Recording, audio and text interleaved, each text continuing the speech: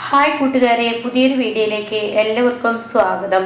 അങ്ങനെ ശേഖരനെ കാണാൻ വേണ്ടി കുഞ്ഞം എത്തുകയാണ് കേട്ടോ. പക്ഷേ പല സത്യങ്ങളും താൻ മറച്ചു വെച്ചിരിക്കുകയാണെന്നുള്ള സത്യം മക്കൾക്ക് ആർക്കും അറിയില്ല കേട്ടോ.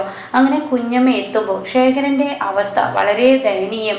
ആകെ സ്നേഹിക്കുന്നത് ഈ പറയുന്ന സോനയും അതുപോലെ തന്നെ അനുപമയുമാണ് കേട്ടോ. അവരാണെങ്കിലോ പടവെട്ടി തന്നെയാണ് സുശീലയുടെ മുന്നിൽ ജീവിക്കുന്നത്. ശേഖരൻ ഓരോ കാര്യങ്ങൾ ചെയ്തു കൊടുക്കുമ്പോൾ അനുപമക്ക് നല്ല കൊട്ട് ഈ പറയുന്ന സുശീല കൊടുക്കുമെങ്കിലും കൂടിയിട്ട് അതിന് തിരിച്ചടിയായി അനുപമക്ക് അധികം അങ്ങ് ചെയ്യാൻ കഴിയില്ലെങ്കിലും സോന അത് ചെയ്തും കൊണ്ടിരിക്കുകയാണ് കേട്ടോ. അങ്ങനെ സോന തൻ്റെ അച്ഛനെ ഇങ്ങനെ പതിയെ പതിയെ സ്നേഹിച്ചു തുടങ്ങുകയാണ്. എന്നാൽ ഇത് കണ്ടിട്ട് സുശീലക്ക് നിൽക്കാൻ കഴിയില്ല. സുശീല ഇങ്ങനെ സത്യനോടും ഇന്ദ്രനോടും ഓരോന്ന് പറഞ്ഞുകൊണ്ടിരിക്കുകയാണ്. ഇന്ദ്രനോട് ഒരു പരിധിയുണ്ട് പറയുന്നതിൽ, പക്ഷെ സത്യനോട് പറയാണ്, എത്ര കഷ്ടപ്പെട്ട് നോക്കിയതാണ് ഞാൻ നിന്നെയും അവളെയും, എന്നാൽ ഈ പറയുന്ന നിനക്കും അവൾക്ക് യാതൊരുവിധ നന്ദിയില്ല. അവളിപ്പോൾ കണ്ടില്ലേ, അവളുടെ അച്ഛനാണത്ര അവൾക്ക് ശരി, ഞാൻ തെറ്റാണത്ര എന്നൊക്കെ പറഞ്ഞിങ്ങനെ കുറ്റങ്ങൾ സോനയുടെ പറഞ്ഞുകൊണ്ടിരിക്കുകയാണ് കേട്ടോ. ഇതേ സമയം സത്യനാണെങ്കിലും ഒന്നും തന്നെ പറയില്ല. സത്യനെ അത് നിഷേധിക്കാനും കഴിയില്ല, എന്നാൽ തൻ്റെ അച്ഛനെ അംഗീകരിക്കാനും കഴിയില്ല കേട്ടോ. കാരണം ഇന്ദ്രട്ടൻ പറഞ്ഞ കഥകൾ വെച്ച് നോക്കുമ്പോൾ കാര്യം എന്ത് പറഞ്ഞാലും വെട്ടും പൊട്ടും തിരിയാത്ത ആ പ്രായത്തിൽ തൻ്റെ അച്ഛനെ ഇട്ടെറിഞ്ഞു പോയ ആ ഒരു അവസ്ഥയുണ്ടല്ലോ. കുറേ കടബാധ്യതകൾ ഉണ്ടാക്കി വെച്ച് അച്ഛനങ്ങ് പോയി എന്ന ആ ഒരു കഥയാണല്ലോ കേട്ടിരിക്കുന്നത്. അപ്പൊ അതുകൊണ്ട് തന്നെ സത്യന്റെ ഉള്ളിലും ചെറിയൊരു ദേഷ്യമൊക്കെ ഉണ്ട് കേട്ടോ. അങ്ങനെയാണ് കുഞ്ഞമ്മ കയറി വരുന്നത്. കുഞ്ഞമ്മ കയറി വരുമ്പോൾ ശേഖരൻ നല്ല ചുമച്ചും കൊണ്ടിരിക്കുകയാണ്.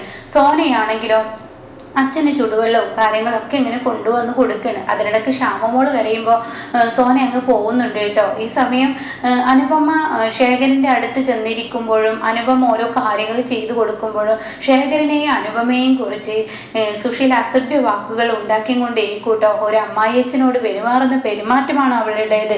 അവൾക്ക് എന്താണ് പറയേണ്ടതെന്ന് അറിയില്ല എന്നൊക്കെ പറഞ്ഞിട്ട് ഓരോന്ന് പറയുമ്പോൾ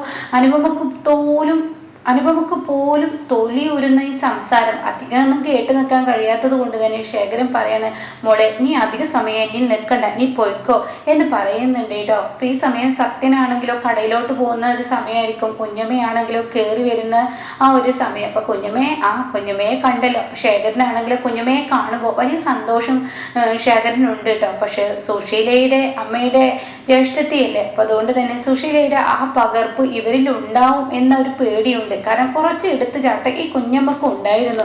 അങ്ങനത്തെ ഒരാളാണല്ലോ ഈ കുഞ്ഞമ്മ. അപ്പൊ അതുകൊണ്ട് തന്നെ ശേഖരൻ എന്ന് പറയുന്ന ഒന്നും മിണ്ടാതെ ആരോടും ഒരു പരാതിയില്ല എന്ന ഭാവത്തിൽ നിൽക്കുകയാണ്.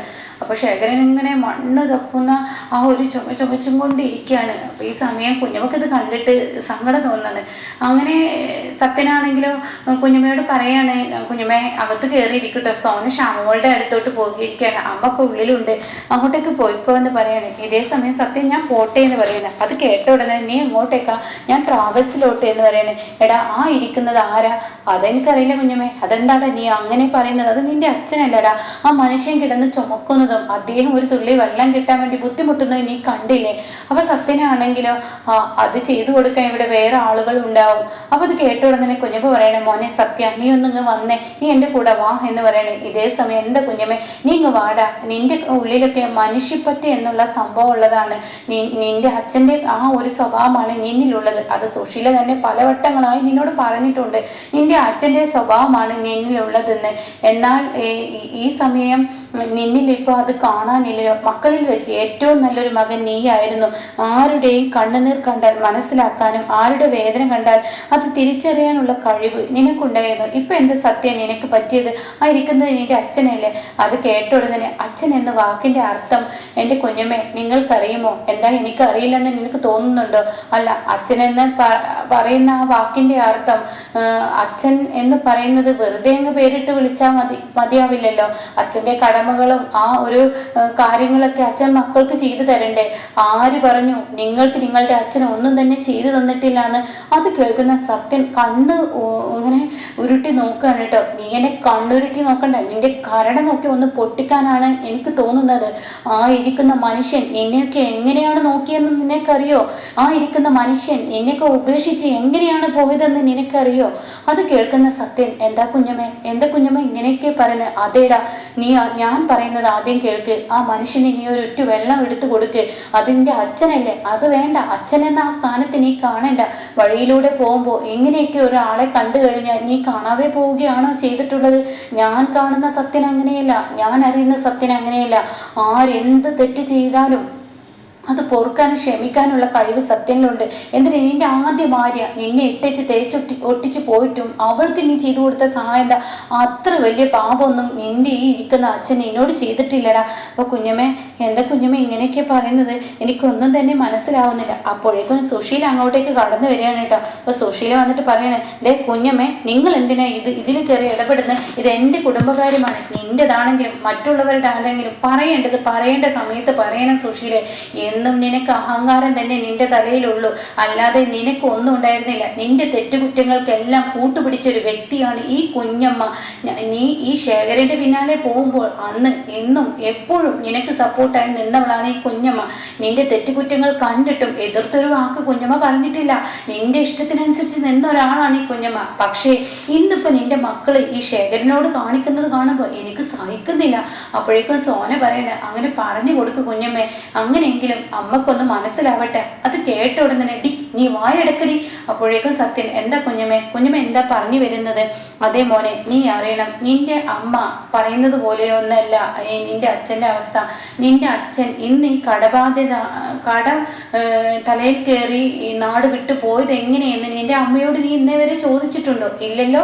നിന്റെ അച്ഛൻ കുടിച്ച് കൂത്താടിയിട്ടൊന്നും നിന്റെ അച്ഛൻ്റെ പണം പോയതല്ല, കുടുംബം നോക്കി തന്നെയാണ്. സുശീലയുടെ ആർഭാടത്തിനും അഹങ്കാരത്തിനും അന്നും ഇന്നും എന്നും കുറവില്ല. ഇന്നും മക്കളെ വിറ്റ് ജീവിക്കുന്ന സുശീലയല്ലേ, അവൾക്ക് എന്താ വേണ്ടി വരുന്നെന്ന് അത് ആ സമയം അവിടെ പണമുണ്ടോ പണമില്ലേ എന്ന് അവള് നോക്കില്ല. അവള് ശേഖരനോട് പറഞ്ഞ് ആ പണം എത്തിച്ചു കൊടുക്കും. എന്നാൽ ശേഖരനാണെങ്കിലോ മറുത്തൊരു വാക്ക് സുശീലയോട് പറയില്ല. പക്ഷേ ശേഖരന് പറ്റിയ തെറ്റ് കുടുംബം നോക്കാൻ വേണ്ടി ഇതുപോലെ പുറത്ത് പോയി മറ്റുള്ളവർക്ക് പോയൊക്കെ വരുമ്പോൾ സുശീലയുടെ മക്കളെ നേരത്തെ അങ്ങ് പിടിച്ച് കിടത്തി ഉറക്കും. അതുകൊണ്ട് തന്നെ ശേഖരന് മക്കളെ സ്നേഹിക്കാൻ കഴിഞ്ഞിട്ടില്ല. ശേഖരൻ വരുന്ന സമയത്ത് കുഞ്ഞുങ്ങൾ നല്ല ഉറക്കത്തിലായിരിക്കും, മക്കൾക്ക് കൈ നിറയെ സാധനങ്ങൾ കൊണ്ടുവന്നിട്ടുണ്ടാവും. പക്ഷേ സ്വന്തം അച്ഛനാണ് അത് കൊണ്ടുവന്നത് എന്ന് സുശീല പറയില്ല. അപ്പോഴും ശേഖരൻ നിന്നും നിങ്ങളെ അകറ്റാനാണ് നോക്കിയത്. പക്ഷെ നിങ്ങൾ കണ്ണു തുറക്കുന്ന കാലം മുതലേ നിങ്ങളുടെ അച്ഛൻ നിങ്ങളെ സ്നേഹിച്ചിട്ടില്ലെന്ന ആ ഒരു തോന്നലുമായിട്ടാണ് നീയും ഇന്ദ്രനും മറ്റുള്ളവരൊക്കെ വളർന്നത്. പക്ഷെ ഒരിക്കലും സുശീല കാരണമാണ് നിങ്ങളുടെ അച്ഛൻ സ്നേഹിക്കാതിരുന്നത്. ചിലതൊക്കെ ഇന്ദ്രന് അറിയാം. പക്ഷേ ഇന്ദ്രനെ ഈ പറയുന്നത് പോലെ സുശീല മക്കളെയെല്ലാം അടുപ്പിച്ച് പിടിച്ച് ശേഖരനെ പുറത്താക്കി.